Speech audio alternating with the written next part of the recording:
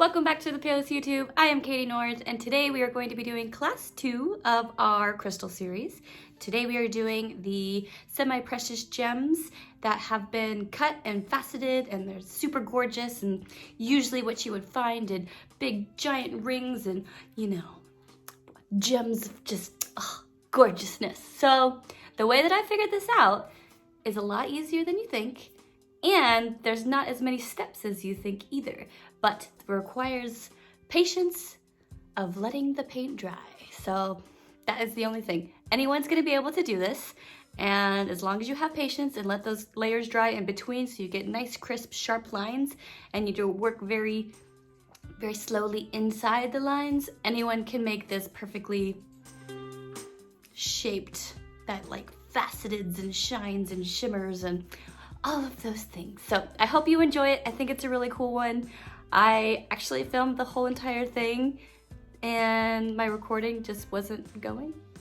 So I did it again.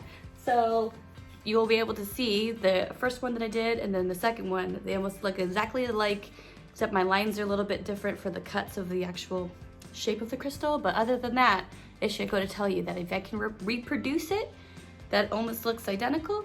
It's pretty easy, so it's step by step, and yeah, let's get started, and I hope you enjoy it. All right, so we are just gonna jump right in and explain to you how I did this. This is my reference photo. That one in the middle is the first painting that I did that did not get recorded. So now we're going to start from the beginning and sketch out this crystal again. So a lot of times with crystals, the facets are depending on the cut that the designer of the jewelry or whatever is trying to do. So a lot of the crystals have their particular cuts. So even if you're trying to do like an emerald or a red crystal or, you know, green or blue or anything like that, as long as you have these kind of like similar shapes in this round one, you're gonna have a good outcome. And you just want to be aware of your light source and kind of where these cuts are placed to give you those kind of shimmering and kind of shadowed areas. So I'm just kind of placing some dots around to kind of give me some guidelines.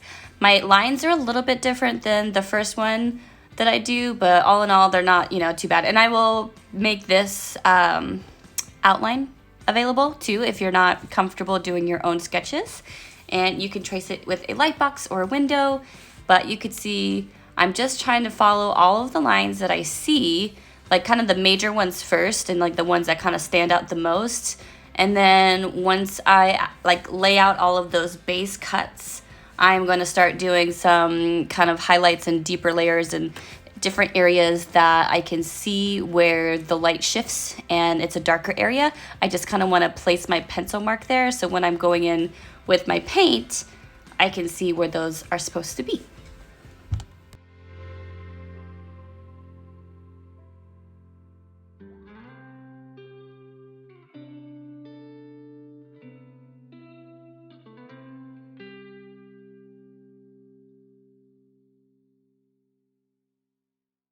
Okay, so a little bit further along, you can see how many lines. These are kind of the base cuts, and now I'm going back through and adding the shadow and deeper areas that kind of give it those like dimensional look. Anytime that you have those in there, it's going to be easier, especially if you're working like with a larger size crystal. Add every little line and detail that you can see in your reference photo and just kind of work back and forth and kind of to replicate it, and you should be able to get an extremely realistic faceted gem.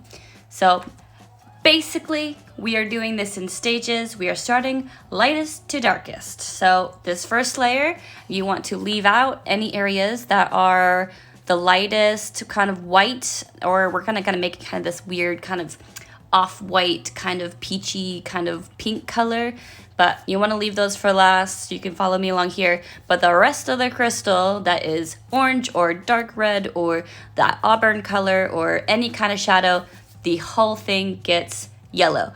So the idea is with each layer that we do, you get a different, like a deeper depth and different facet that kind of pops out. So, and especially with watercolors, having them being a translucent, and transparent color, to build that really strong and rich colors, you're going to have like a filler layer. So this yellow layer is the base to all of these warm tones that are going to make it look super rich and super deep and have a lot of that depth into the color.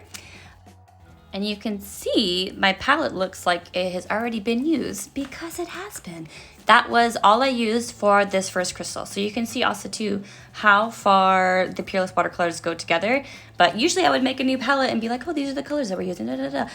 They're still the colors that we're using, but I wanted to show you, if used in a smaller amount and not like saturating a whole sheet right when you get it and just cutting them into smaller sections, you can preserve a lot of the paint and use it for multiple paintings. So right here, it's pretty simple. We're not doing that many colors, but as we know, the stages of this that we're doing, we're going to put this yellow down first, then we're going to mix the yellow with the red, and then we are going to mix the red with the darker red, and then we are going to use the purple, or I think we do the green too, to make the contrast complementary color into a shadow and deeper color of that same tone. But basically, we're not using that many colors, but we are building the depth together right here. So this is going to be the next layer. It is all of the orange areas. So instead of just painting the orange areas, you are going to leave out every kind of facet that is yellow, and then you are going to fill in all of the rest with the orange. Even the red, even the maroon, even the dark maroon, and you're going to build that next layer of depth.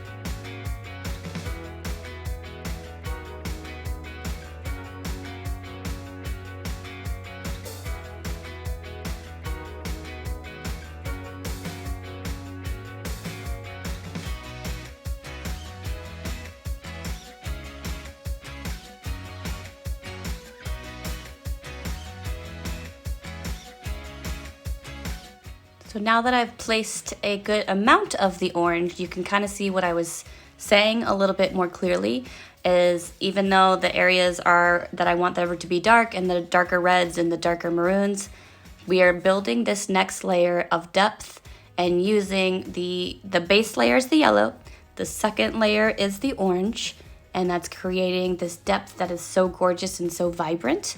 And then once this layer dries, we will come back again, and then we pick out the next darkest color.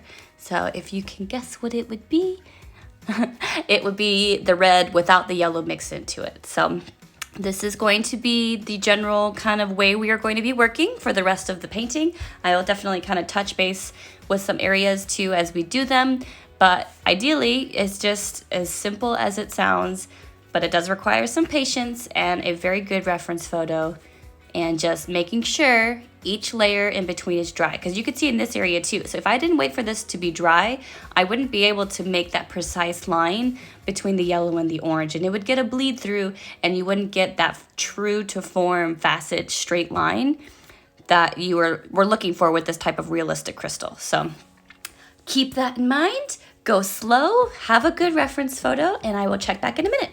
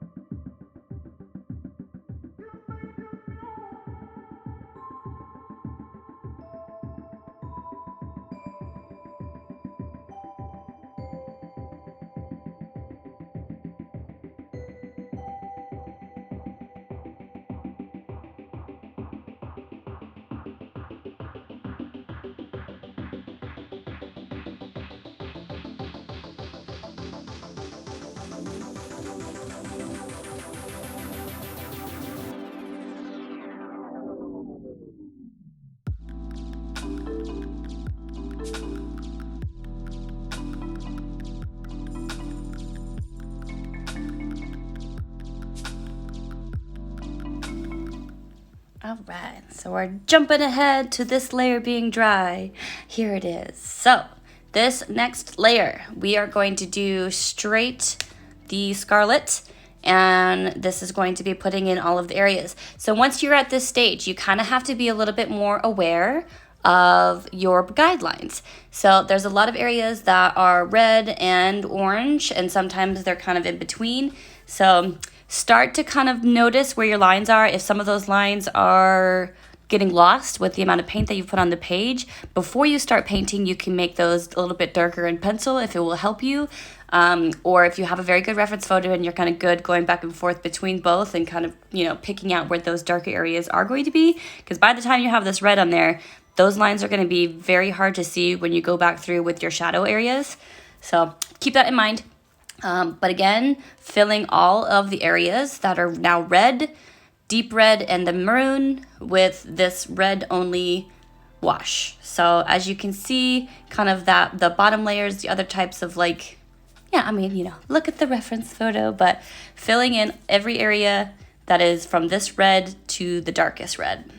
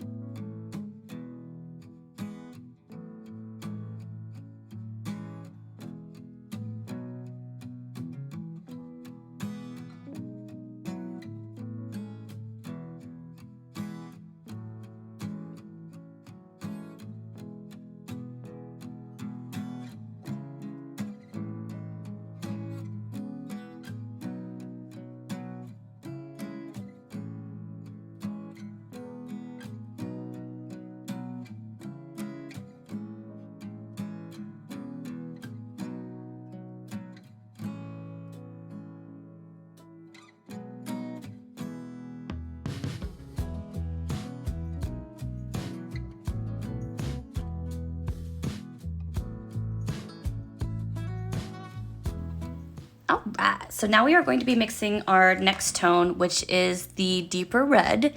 And the way that we're going to get that color is we're going to mix our scarlet with a little bit of deep blue.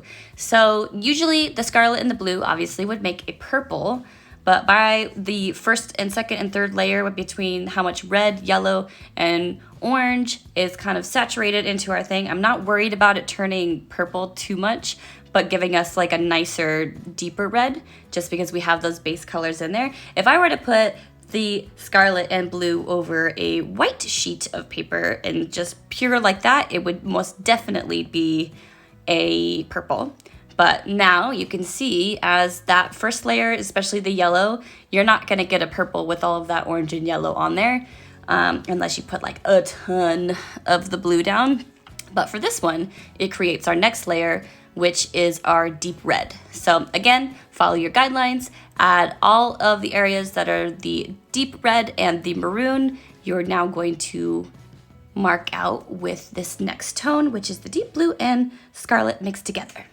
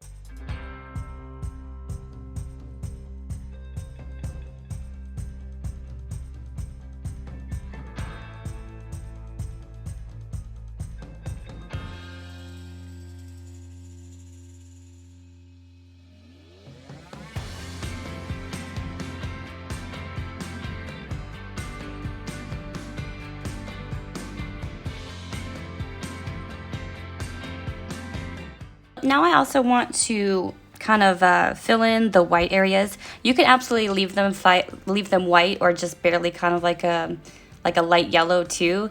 But I love the reference photo that I had, and it kind of looked like it was this weird kind of off peachy kind of pink color. So just a really translucent layer of the scarlet, and I mix a little bit of the green in there and put a little bit of the yellow, and I kind of just let the water move it around a little bit to kind of get these kind of off-white colors that have that weird, you know, a little bit of pink, a little bit of yellow in there, and kind of have those as my lightest highlight area. And you can see there too, it's kind of just to shift the white color a little bit and just have a slight tone of all of the other kind of colors that we're working with in there. So it kind of has some similarity, but you definitely know it's supposed to be like a white or a highlight that's having the light source is shining right on that facet.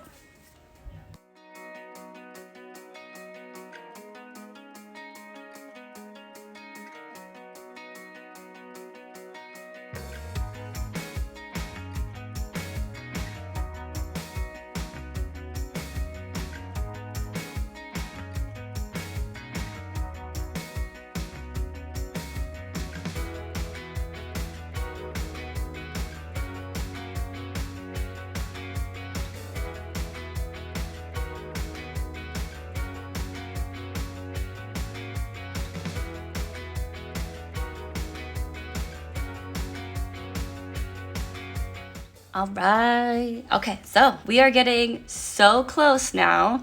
This is going to be our darkest layer, and we are going to use the scarlet, some of the blue, and then also add a green. So when you add the green to the scarlet and the blue, it's gonna kind of start to act as a, what am I calling it? Complementary tone that mutes the color, and then in this case, with how dark those tones are, it's going to be the darkest red, and then also put over the first, second, third, and fourth layer, it is going to be a very rich, deep maroon, and almost mostly green with a little bit of the blue, because you already have so much red in there, you don't have to really worry about that. Any of those kind of, you'll be able to tell right away which is going to give you the darkest. But yeah, now you're going to fill in the darkest facets, and we are so close to the end and kind of seeing where all of those little bits are. You could probably mess with it a bunch just to kind of clean up certain areas, whatever, but the way that you work with this in stages and trying to be so precise with your lines and exactly knowing where each tone is going to go is what gives it this realistic look. So I will check back in a minute because there's a couple more things that I do, or one more thing that I do just at the end that it kind of feels, you know, spruces it up just a little bit. But other than that, we are getting close.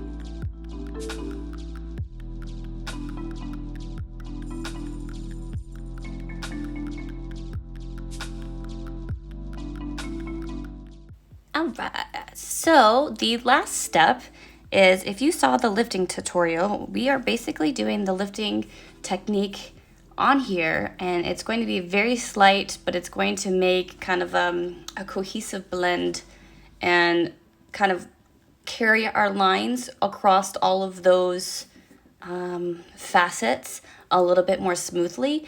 And you're just going to be lifting up the tiniest amount of paint, but I feel like it does kind of add a nice little touch to the end. So you kind of follow your lines with a perfectly clean paintbrush with water, and then as it is still wet, you take your paper towel and you lay it down over the painting, and then you lift up, and then you can kind of get these little small lines. There you go, you can kind of see. That might just be faint, and you might not notice them initially, but they add this kind of like little shimmer in certain areas that I feel like it has a nice crystal shimmery facet something, but whatever you want to call it. But I do feel like it adds just that little finishing touch on there, because I don't do any white highlighter on this as well. I just want to keep it just beautiful and clean just with the paint. And so I'm kind of using this lifting technique as my highlight technique, if you can call it that.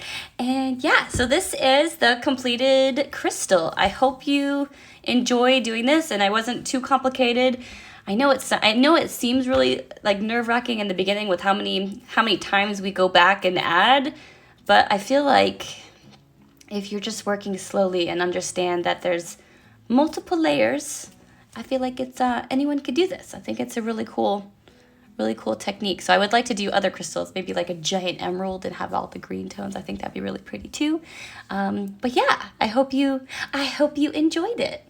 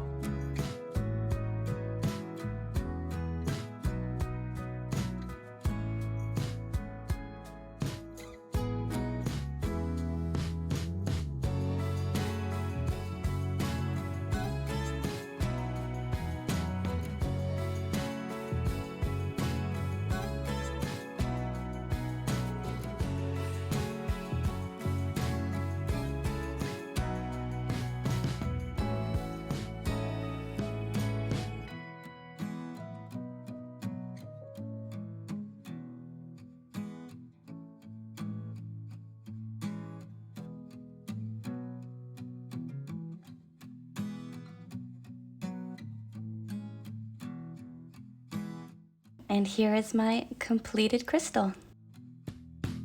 Thank you so much for watching. Make sure to like and subscribe and share with your friends, and we will see you next time.